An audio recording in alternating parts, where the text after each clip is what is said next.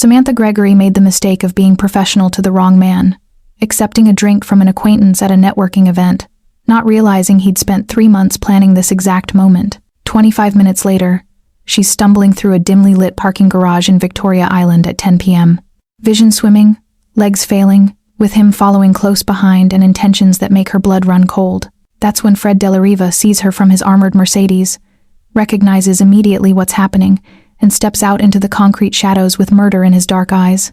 What he says next to the man stalking her is simple and lethal, and what happens after he carries Samantha's drugged body to safety proves that sometimes the most dangerous man in Lagos is exactly who you need when the world shows its cruelest face. Samantha noticed him the first time he showed up at one of her events about 3 months ago. Hard not to notice. He always made a point of finding her during the networking portion, always complimented her work, always asked for her business card even though he already had it, always lingered near her station longer than necessary, and always followed up with emails praising her professionalism. At first, it seemed flattering, encouraging even. A potential client who appreciated quality event planning. Samantha was trying to build her reputation in Lagos's competitive corporate scene, had been grinding for 2 years since launching her planning business, and professional connections were everything. So she responded to his emails, remembered his preferences, thanked him for attending her events. That was her first mistake, being professional. His name was Daryl Silva. He worked as a mid-level banker at one of the international firms in Victoria Island, drove a decent car, wore expensive watches. He was maybe 37, well-groomed, articulate, successful enough to attend premium networking events. The kind of man who blended perfectly into corporate Lagos, except that he kept showing up at every event Samantha organized, always finding reasons to talk to her, always watching her with attention that felt too intense, too focused. The comments started subtly. "You're brilliant at what you do, Samantha. That dress is very becoming on you. You should really consider expanding your services." Compliments that walked the line between professional networking and personal interest, but never quite crossed it enough for her to shut him down without seeming rude or paranoid. Then they shifted. "A woman like you shouldn't be working this hard alone. You're too attractive to be taken seriously. You should use that. If you were with the right man, you wouldn't have to hustle like this." Comments that made her uncomfortable, but that he always delivered in networking contexts where refusing to engage felt like professional suicide. Samantha started trying to avoid him when she could, positioning herself with other guests when he arrived, keeping conversations brief and redirecting him to other attendees. But he'd wait. He'd linger at the venue until most guests had left, then approach her while she was overseeing cleanup or handling last-minute vendor issues. And she couldn't completely dismiss him, because he knew other clients, had connections she needed, represented the kind of professional network she was trying to build in a city where reputation was everything. Tonight was a Thursday evening networking mixer at the Wheatbaker Hotel in Ikoyi, one of those events where corporate Lagos gathered to make connections and close deals over cocktails and small plates. Samantha had organized it for a financial services firm, and it was going well. Good turnout, happy client, smooth execution. She'd been managing the event for 3 hours, coordinating with catering staff and ensuring everything ran perfectly, when Daryl showed up at 8:45 p.m. He made his way directly to her, ignoring the other guests, the networking opportunities, the entire purpose of the event. Found her near the bar coordinating with the bartender about running low on certain spirits. "Samantha, you look exhausted. You work too hard. Let me get you a drink. You deserve it after pulling off an event like this." "I'm fine, thank you. I'm still working." Samantha kept her voice professional but firm, her attention on her clipboard. "I need to stay sharp. Just one drink. You've been running around for hours. The event's winding down anyway." He was already signaling the bartender, already ordering. "I insist. You've earned it. Besides, we should talk about that expansion opportunity I mentioned. I have some contacts who'd be perfect for you." Before we dive into how Samantha ended up in that parking garage fighting for her life, if you're already hooked by this story, if you want to see how a professional woman survives the worst night of her life and finds power in the most unexpected place, hit that subscribe button right now, because what happens next will show you that sometimes the most dangerous man in the room is exactly who you need. Now, let's go back 3 months to where this all started. Samantha Gregory had been building her event planning business in Lagos for 2 years, and every single day felt like pushing a boulder uphill. The corporate event scene was dominated by established firms with decades of connections, family money, and client lists that read like a who's who of Nigerian business. She was a relative newcomer trying to break through on talent and hustle alone, which meant every event had to be flawless. Every client had to leave impressed, and every networking opportunity had to be maximized. She'd started small, birthday parties and small corporate luncheons, but had gradually worked her way up to bigger contracts, product launches, quarterly galas, networking mixers for financial firms. The work was exhausting, and the margins were thin, but she was making progress, building a reputation, getting referrals, slowly, painfully, establishing herself as someone who delivered quality events that ran smoothly and made clients look good. That's why she couldn't afford to alienate potential connections, even when they made her uncomfortable. Daryl Silva first appeared at one of her events 3 months ago, a product launch for a tech startup in Lekki. He'd introduced himself as a banker with one of the international firms, handed her his card, complimented her work, said he attended a lot of corporate events and hers was exceptionally well organized. Could he get her contact information for future opportunities? Samantha gave it to him. That's what you did in this business. You networked, you collected contacts, you followed up. Daryl followed up 2 days later with an email praising her professionalism and asking if she handled events for financial services firms. She responded professionally. He replied asking if they could meet for coffee to discuss potential opportunities. She suggested a phone call instead. He attended her next event, and the next one, and the one after that, always finding her during the networking portion, always complimenting some aspect of the event, always asking for a moment of her time. The emails became more frequent. The compliments became more personal. You looked stunning at the gallery opening. That color really suits you. You're too talented to be working this hard without proper support. Samantha tried to maintain professional boundaries, keeping responses brief and work-focused. But Daryl was persistent in a way that felt calculated. He knew other clients, dropped names of people she wanted to connect with, positioned himself as someone whose professional network she needed access to. Dismissing him completely felt like cutting off opportunities she couldn't afford to lose. Tonight's networking mixer at the Wheat Baker was already a success by 8:30 p.m. The client from the financial services firm was happy. Guests were engaged. The catering was flawless. Samantha was coordinating with the bartender about replenishing the wine selection when she felt someone approach from behind. "Samantha, you've outdone yourself tonight." Daryl's voice was too close, too familiar. "This is exactly the kind of event my firm should be hosting. We need to talk about bringing you on for our quarterly events." She turned, maintaining her professional smile, despite the way he'd positioned himself between her and the rest of the room, blocking her easy exit. "Thank you, Daryl. I appreciate that. If you'd like to discuss it, you can email me next week, and we can set up a proper meeting." "Why wait? Let's talk now." He gestured toward a quieter corner near the bar. "Just 5 minutes. I have specific budgets and dates in mind." Samantha glanced at her watch. "I'm still managing the event. I need to stay available for the client and vendors. The event's running perfectly. You've trained your staff well. 5 minutes, Samantha. This could be a significant contract for you." He smiled, the kind of smile that looked friendly but felt like pressure. "Besides, you look like you could use a drink. You've been on your feet for hours."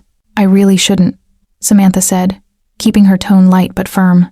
"I'm working and I need to stay focused. Maybe we can schedule a proper meeting next week." Daryl was already turning toward the bar, already signaling the bartender. "Nonsense. 1 drink won't hurt.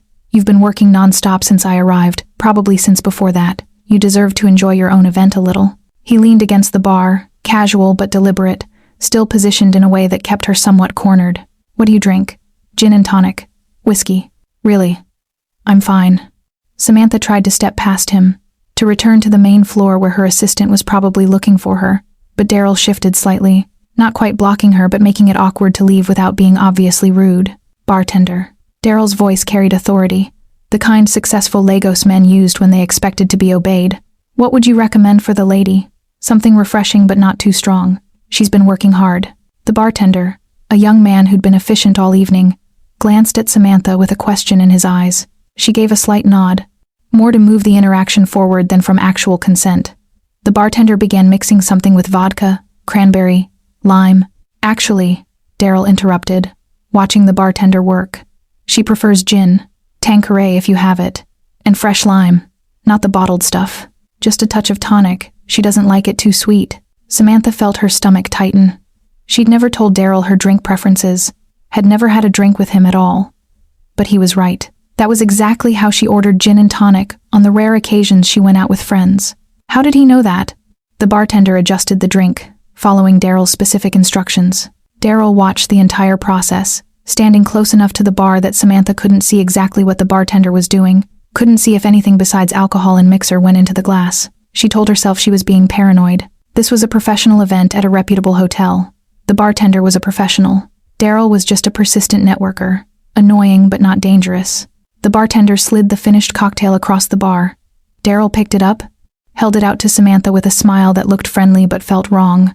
To successful partnerships, Samantha took the glass because refusing it at this point felt more dangerous than accepting it. Felt like making a scene. Felt like being difficult, paranoid, unprofessional. Felt like damaging a potential business relationship over nothing concrete. Just a feeling of discomfort she couldn't quite articulate. All the professional conditioning she'd absorbed about being accommodating, about not being difficult, about maintaining relationships even when uncomfortable, told her to just take the drink, smile, excuse herself politely in a few minutes. "Thank you," she said, holding the glass but not drinking. "Now if you'll excuse me, I need to check on the catering staff. Just stay for a moment." Daryl sipped his own drink, something dark and neat. "Tell me about your capacity. How many events can you handle simultaneously? What's your team structure?" He launched into questions that sounded like legitimate business inquiries, the kind she should be eager to answer, the kind that could lead to real contracts. Samantha found herself responding, explaining her operations, her network of vendors, her project management system, all while holding the untouched drink, aware that not drinking it was starting to look pointed, potentially rude. "You're not drinking," Daryl observed after several minutes, his tone light but with an edge underneath. "Don't you like it? I made sure the bartender made it exactly how you prefer." "It's perfect," Samantha said automatically. "I'm just pacing myself."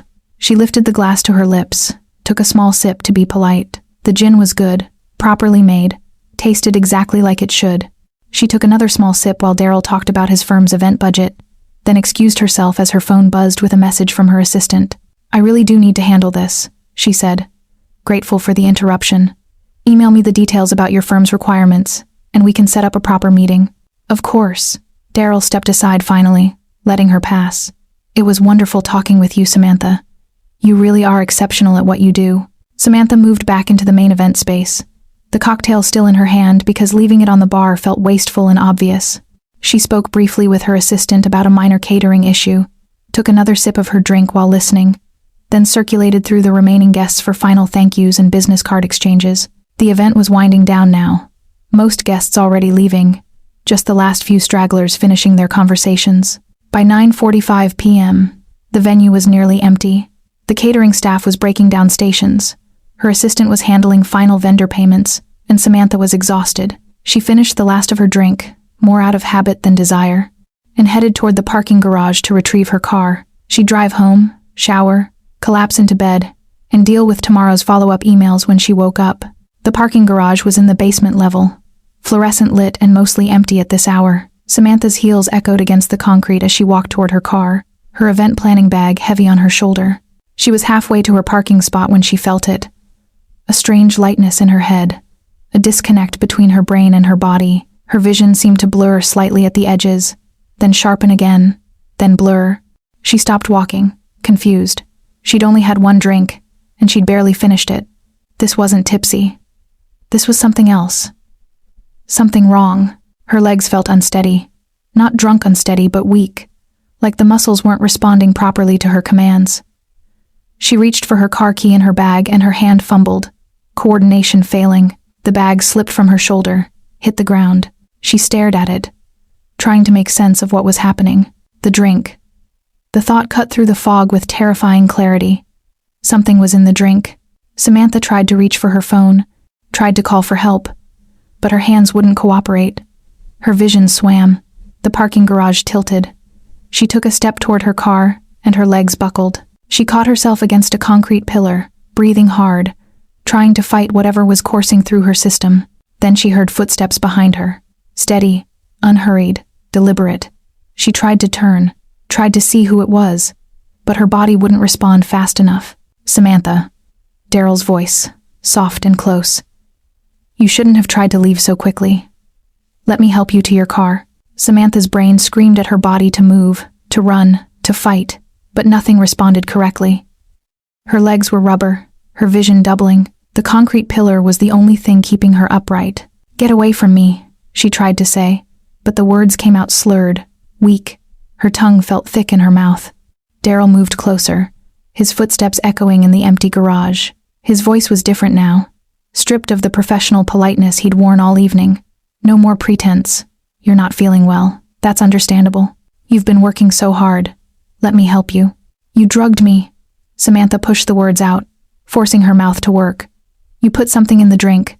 Daryl laughed softly, and the sound made her skin crawl. "We're just going to go somewhere quiet where we can talk properly. You've been avoiding me for weeks, Samantha. Always so professional, always so busy. I thought we could skip all that and get to know each other better." Samantha tried to push away from the pillar, tried to move toward her car that was still 10 meters away. Might as well have been 10 kilometers. Her legs gave out after 2 steps. She went down hard, knees hitting concrete, hands catching herself but barely. Her bag spilled, phone sliding across the garage floor just out of reach. "Careful." Daryl's hand touched her shoulder, and she flinched violently, nearly toppling over. "You're going to hurt yourself. Just relax. Let it happen. Fighting just makes it worse." "No." Samantha's voice was barely a whisper now, her strength draining with every second. "Help! Someone help! There's no one here. It's just us." Daryl crouched beside her, his hand moving to her arm, gripping it, just like I planned. "You're going to come with me now, and we're going to have a nice long conversation about our future business relationship, among other things." Samantha tried to pull away, but her body wouldn't obey. The garage was spinning now, concrete and fluorescent lights blurring together. She was going to pass out, going to be completely helpless, and Daryl would do whatever he'd planned, whatever he'd been working toward for 3 months. Then she heard it, the low rumble of a powerful engine, tires on concrete, bright headlights suddenly flooding the garage, making Daryl's shadow stretch long and dark across the floor. An armored Mercedes, black and gleaming and utterly out of place in this parking garage, pulled into view. Not fast, not rushing, deliberate. The kind of entrance that commanded attention. The engine cut off. The driver's door opened, and a man stepped out. He was tall, powerfully built, wearing an expensive suit that fit him like it was custom-made for violence. His head was shaved, a lion tattoo visible on his neck even from a distance. His face was hard, all sharp angles and controlled danger. But it was his eyes that made Samantha's drugged brain snap to attention. Dark, cold, and absolutely lethal. The man took in the scene in one sweeping glance. Samantha on the ground, barely conscious. Daryl crouched beside her, hand on her arm. The spilled bag, the obvious distress. His expression didn't change, but something shifted in the air, something predatory and final. He started walking toward them, his movements controlled, economical. The walk of someone who knew exactly how dangerous he was and didn't need to prove it. When he spoke, his voice carried an accent, Italian underneath the English, and a tone that promised death. "Step away from her. Now." Daryl stood up quickly, his hand leaving Samantha's arm, his expression shifting to confused concern. "I'm sorry. Who are you?" "This is my colleague. She's had too much to drink. I'm just helping her to her car." The man didn't stop walking, didn't slow down. He closed the distance between them in seconds and positioned himself directly between Daryl and Samantha, a wall of controlled violence. His voice dropped lower, colder, each word precise and final. "Touch her again and die." The threat wasn't loud, wasn't dramatic. It was delivered like a statement of fact, like gravity or mathematics. Absolute certainty. Samantha, even through the drug fog, felt the truth of it. This man would kill Daryl without hesitation if he moved wrong. Daryl took a step back, his mask of concern slipping. "But this is none of your business. She's drunk and I'm making sure she gets home safely." The man crouched beside Samantha, not touching her but close enough that she could see his face clearly. His eyes scanned her, professional, assessing, pupils dilated, slurred speech, loss of motor control. He looked up at Daryl, and his expression was death. "She's not drunk. She's been drugged. Rohypnol or something similar. And you're the one who did it." "I don't know what you're talking about." Daryl's voice was rising now, defensive. "She had one drink at the event. Maybe it was too strong for her. I'm just trying to help." The man stood slowly, his full height and presence radiating threat. "You followed her to an empty parking garage. You put your hands on her while she was incapacitated. You're not helping. You're hunting." He pulled out his phone, never taking his eyes off Daryl, and spoke in rapid Italian. Samantha caught only fragments through her fading consciousness, but the tone was unmistakable. Orders, cold, explicit instructions. 2 men appeared from the Mercedes, both built like walls, both moving with the same economical precision as the first man. They flanked Daryl before he could react. "Wait, what are you doing? This is crazy. I didn't do anything." Daryl tried to back away, but the 2 men grabbed his arms, their grip professional and unbreakable. "You can't just... Who the hell are you?" The first man stepped closer to Daryl, his voice dropping to something that made Samantha's blood run cold even in her compromised state. "My name is Fred Dellariva, and you just made the last mistake of your life in my city." Daryl's face went white. The name clearly meant something to him, something that made his earlier confidence evaporate completely. Dellariva. "Oh God. Please, I didn't know, I didn't mean to." Fred's expression didn't change. "Take him. Hold him until I'm done here. Then we'll discuss what happens to men who drug women in Lagos." The 2 men dragged Daryl toward a second vehicle, a black SUV that had appeared silently during the confrontation. Daryl was pleading now, his voice rising to panic, but the men were implacable. The SUV doors opened, Daryl was forced inside, and the doors closed, muffling his protests. Fred turned his attention back to Samantha, his entire demeanor shifting from lethal to gentle in an instant. His voice was soft now, careful. "You're safe now.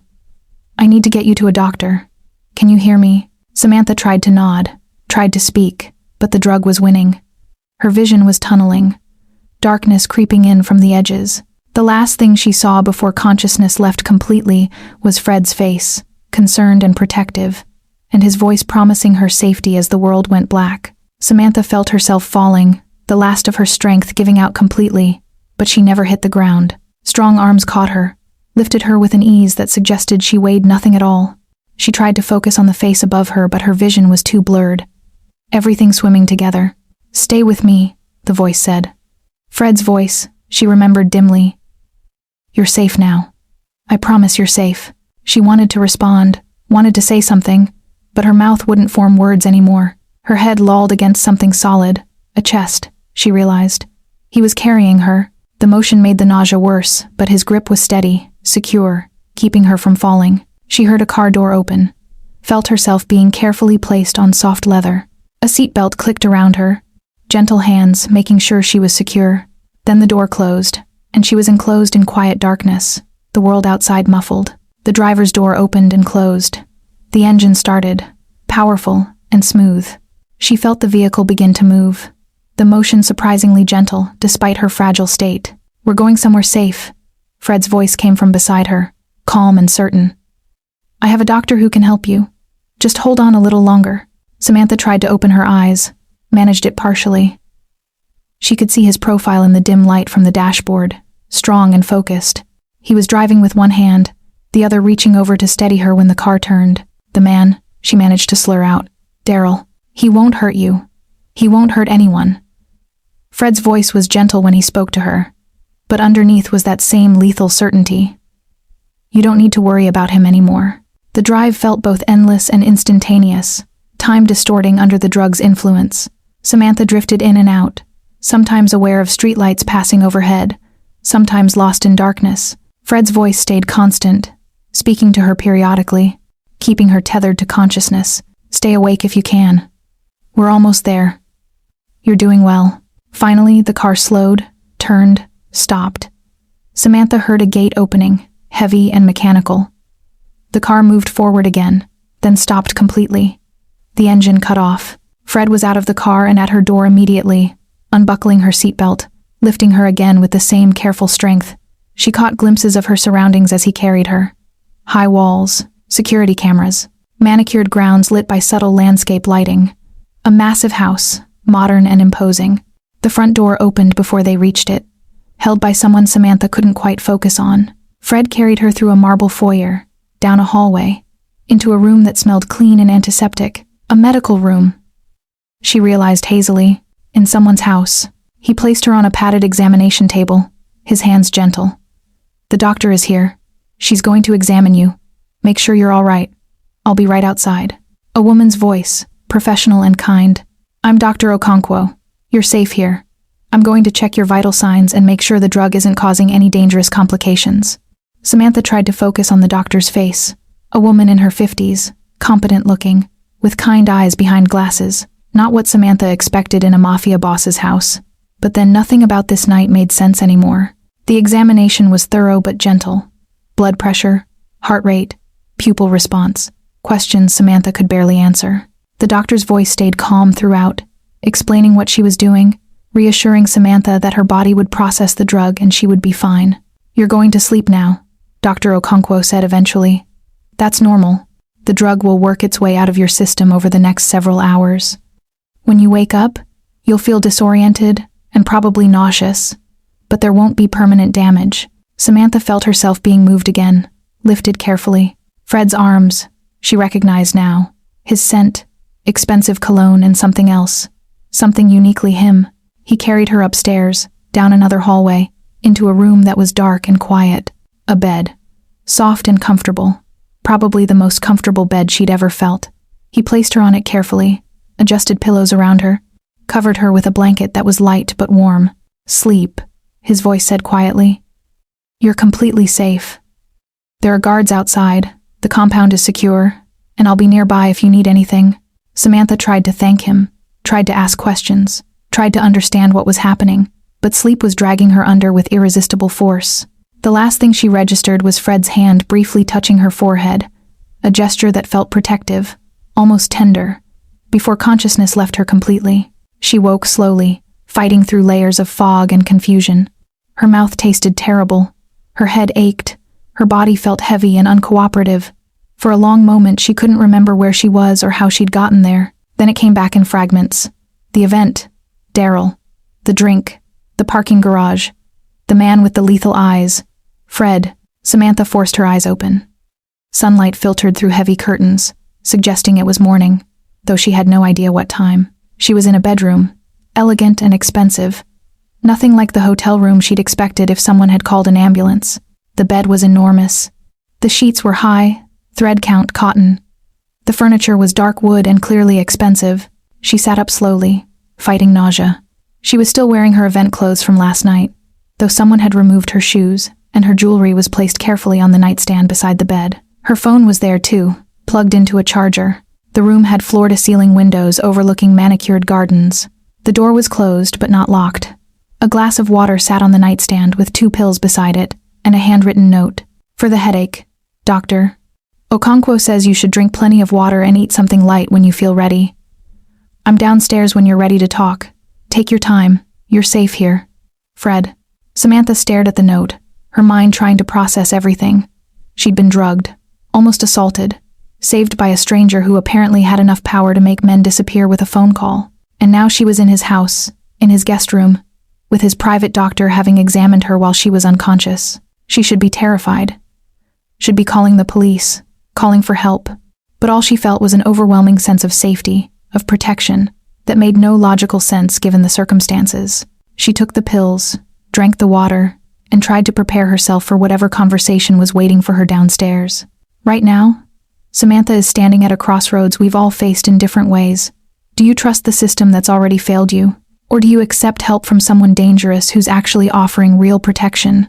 If you've ever felt powerless and wished someone would just make the threat disappear, drop a comment below.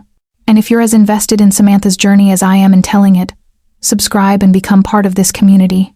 Because her next conversation changes everything. Samantha found him in what appeared to be a study, all dark wood and leather furniture and floor-to-ceiling bookshelves. He was standing by the window with a phone to his ear, speaking in rapid Italian. When he saw her in the doorway, he ended the call immediately and turned to face her fully. "You're awake. How do you feel?" "Like I was hit by a truck." Samantha's voice was rough, her throat dry despite the water. "But alive. Thanks to you." Fred gestured to a chair. "Please, sit. Can I get you anything? Coffee? Tea? Food?" "Coffee would be good." Samantha sat, grateful because her legs were still unsteady.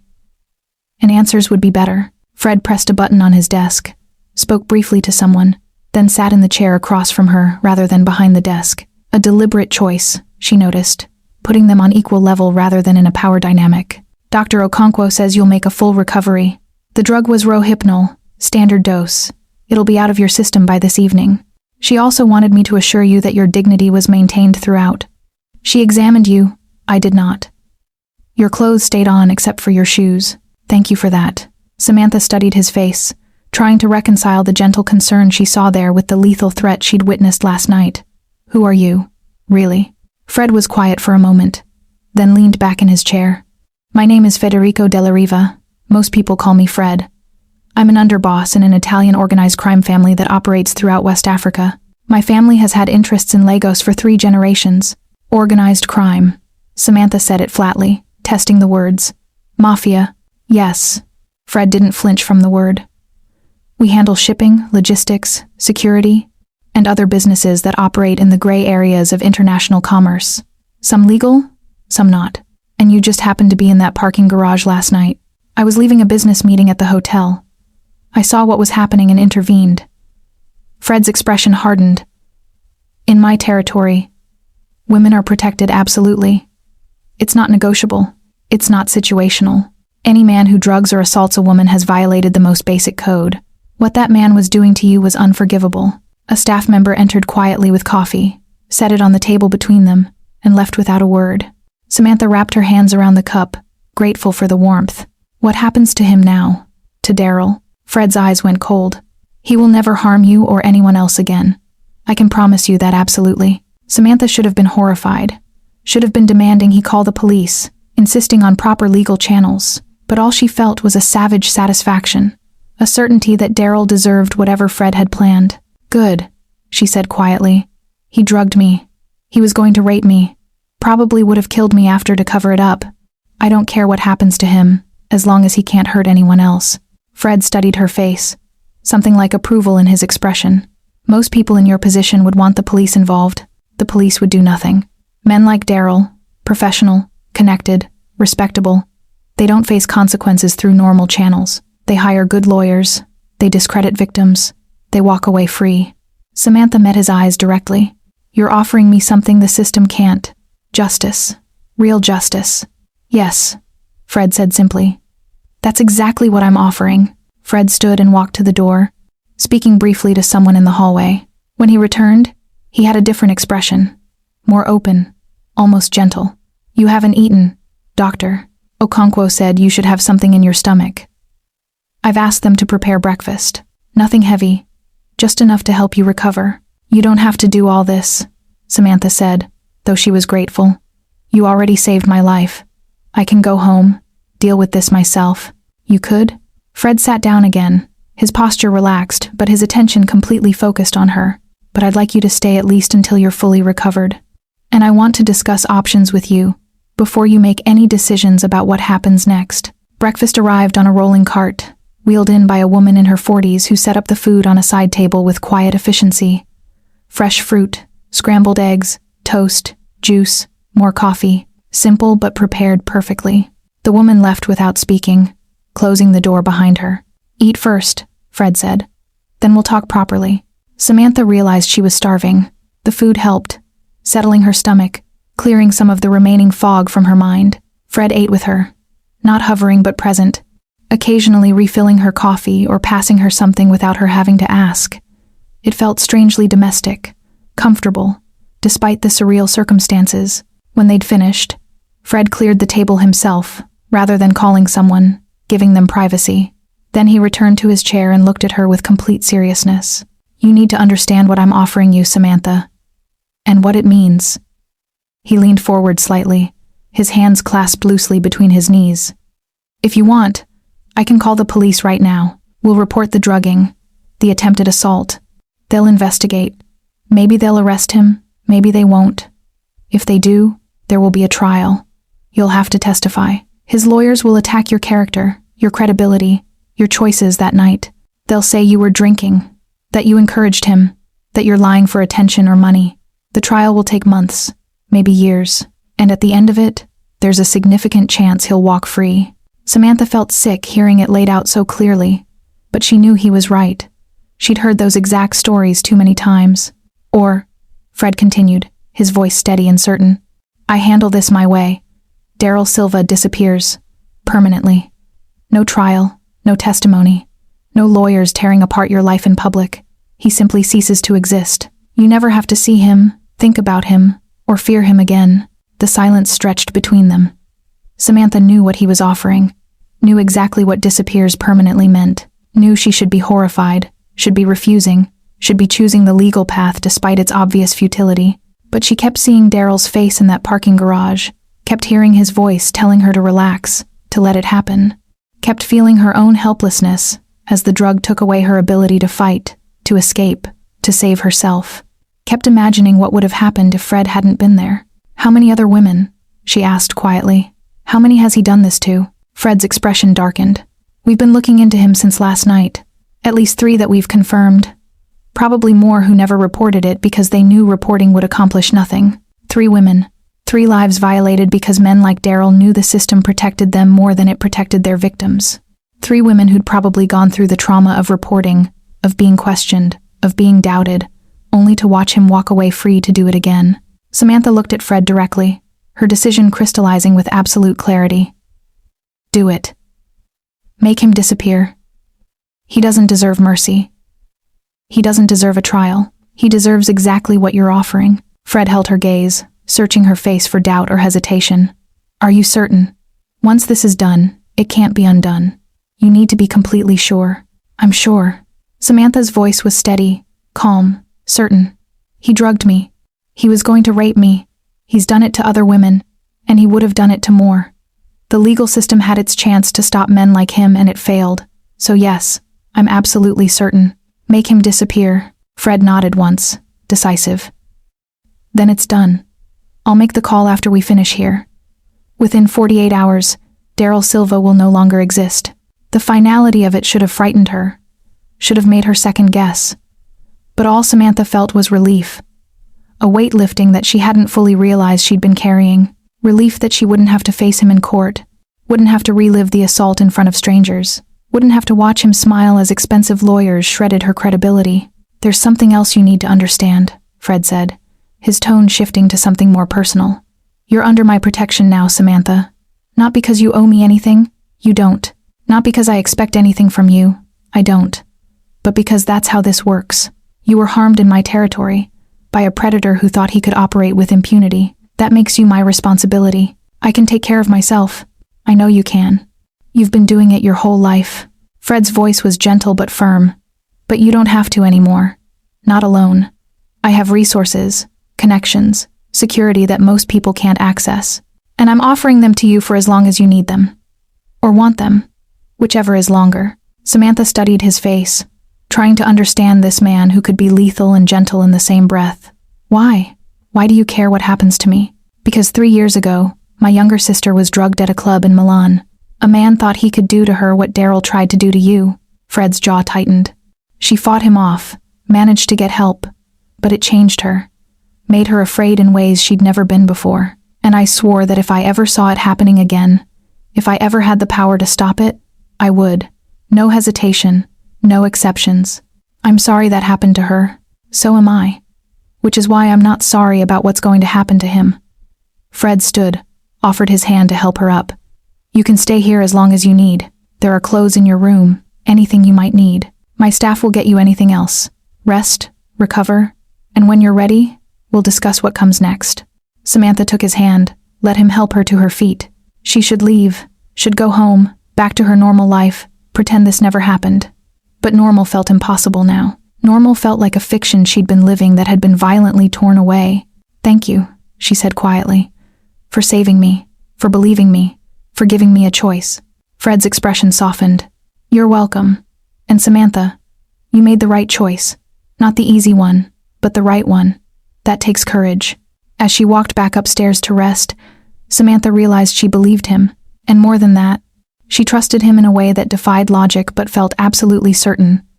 Whatever came next, whatever this protection meant, she was ready to face it. Samantha spent the day in a strange state of limbo, recovered enough physically but mentally processing everything that had happened. The compound was massive, she discovered, walking through manicured gardens and past security checkpoints manned by silent, professional guards. Everything was beautiful and expensive, and utterly surreal. She found a library and lost herself in books she couldn't concentrate on, found a terrace overlooking Lagos and watched the city move beneath her. distant and abstract. Fred was gone most of the day, handling what he'd called business, leaving her alone with her thoughts and the strange peace of knowing Daryl would never hurt anyone again. Her phone had dozens of messages. Her assistant asking about follow-up from last night's event. Clients requesting quotes. Vendors confirming deliveries. The normal machinery of her life continuing as if nothing had changed, when everything had changed. She was in the library again when Fred returned. Late afternoon sun casting long shadows through the windows. He appeared in the doorway, still wearing his suit but with his jacket off and his tie loosened, looking tired but satisfied. "Finished?" he said simply. Samantha set down the book she'd been pretending to read. "That's it. It's done. Daryl Silva no longer exists." Fred walked to the bar cart in the corner, poured himself whiskey, held up a second glass in question.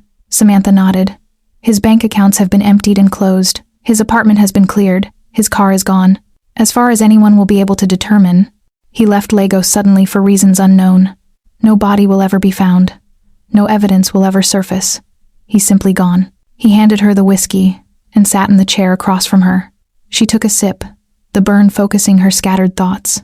"How many?" Samantha asked. "You said at least 3 other women. How many exactly?" 5 that we could confirm." Fred's voice was hard. 3 reported it, 2 never did. All professional women, all drugged at networking events or business dinners, all too afraid or too certain of the system's failure to pursue charges that would go anywhere. 5. Samantha felt rage bloom fresh in her chest. 5 women and he was still out there, still hunting. Not anymore. Fred met her eyes. "You stopped him. Your choice to let me handle this saved the next woman he would have targeted. And the one after that. You should feel no guilt about this, Samantha. Only certainty that you did the right thing." "I don't feel guilty." Samantha was surprised to realize it was true. "I feel relieved. Satisfied." "Is that wrong?" "No. It's human. It's justice." Fred sipped his whiskey. "The world isn't kind to women who fight back, so sometimes the world needs men like me to fight for them." They sat in comfortable silence for a moment. The weight of what had been done settling between them not as burden but as resolution. "Stay for dinner," Fred said eventually. "I'd like to talk more, if you're willing. Not about him, about you. Your work, your life." Dinner was served on the terrace as the sun set over Lagos, painting the sky in brilliant oranges and purples. Simple Italian food, pasta and wine and fresh bread, prepared perfectly. Fred had changed into casual clothes, more relaxed than she'd seen him, and the conversation flowed easily. She told him about building her event planning business, the struggle to be taken seriously, the exhausting hustle of trying to establish reputation in a city that rewarded connections over competence. He listened like it mattered, asked thoughtful questions, understood the specific challenges in ways that surprised her. In return, he told her about his exile from Italy, a complex story of family politics and territorial disputes that had resulted in him being sent to oversee West African operations. It was supposed to be temporary but had become permanent, built into something significant. "I miss Italy," he admitted, pouring more wine. "The food, the language, the ease of it. But Lagos has become home in its own way. It's complicated, difficult, but honest about what it is. No pretense. Like you," Samantha said without thinking, then felt heat rise in her face. "I mean, you're direct. Honest. You don't pretend to be something you're not." Fred smiled, and it transformed his face from dangerous to devastating. "Most people find my honesty frightening. I don't." Samantha held his gaze. "I find it refreshing. You saved my life and you didn't pretend it was anything other than what it was. You offered me a choice and you were honest about what that choice meant.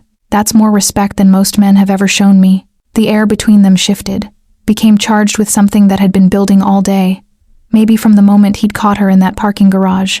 Fred set down his wine glass carefully. "My sister," he said quietly. "The one who was assaulted in Milan. Her name is Francesca. She's 25 now. Strong, recovered. But for a long time after, she couldn't be touched. Couldn't be near men without panicking. It destroyed something in her that took years to rebuild."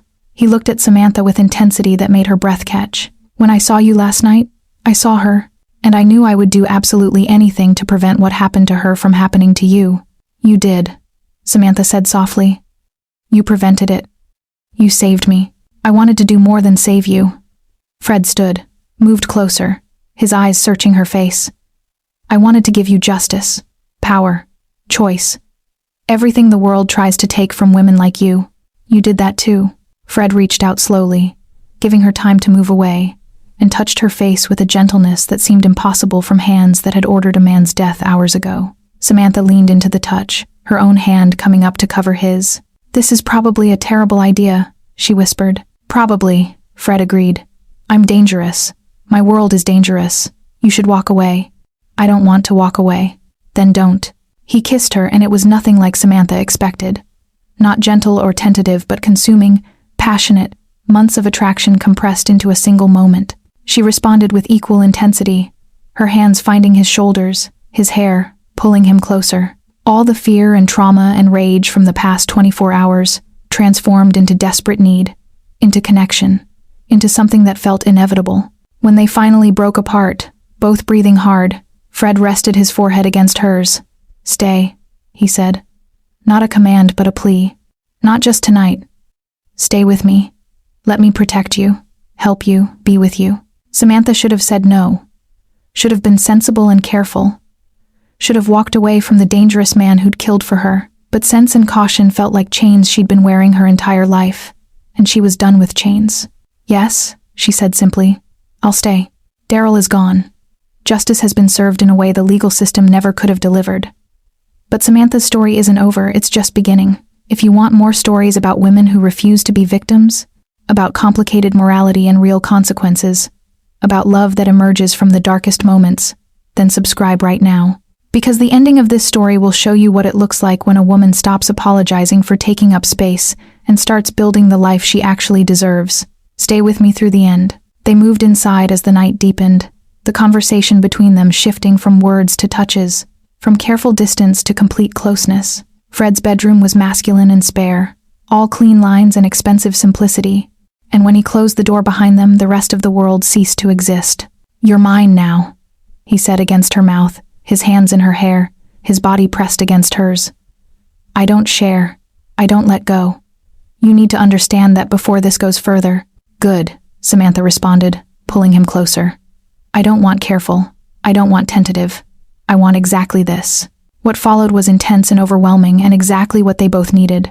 Not gentle, but consuming, a claiming on both sides that solidified something that had been building from the moment their eyes met in that parking garage. When they finally collapsed together, tangled in expensive sheets, Samantha felt safer and more seen than she'd ever felt in her life. The days that followed established a new pattern.